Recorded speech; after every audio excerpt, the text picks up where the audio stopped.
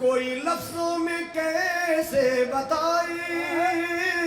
ان کے رتبے کی حد ہے تو کیا ہے، میں نے اپنے بڑوں سے سنا ہے، تو جو اشارہ سمجھو، میں نے اپنے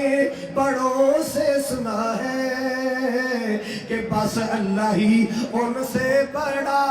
ہے، سارے نبیوں کے عہدے بڑے ہیں،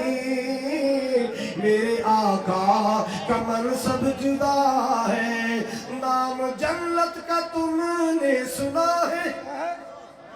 کیڑے جنت کی بات کر رہے ہیں، سنو ذرا نبی پاک دا فرمانے عالی شان، آپ نے ممبر پاک تے چڑھ کے فرمایا ما بین بیتی و ممبری روضۃ من ریاض الجنہ،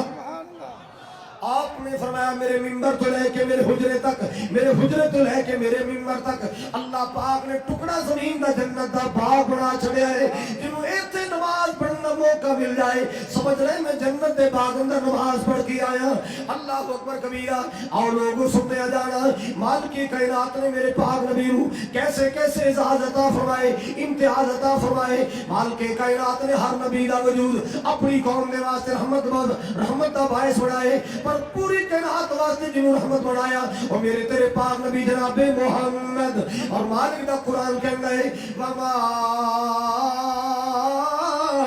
أَرْسَلْنَاكَ إِلَّا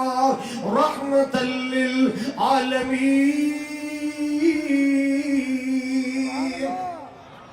ایک اور حیثیت میرے پاک نبی دی مسلمانوں اعزاز بھی کسے نصیب نہیں ہویا، صرف آمنہ دلال نو ملے، کیا مالک کبریا نے فرمایا ما کان محمد،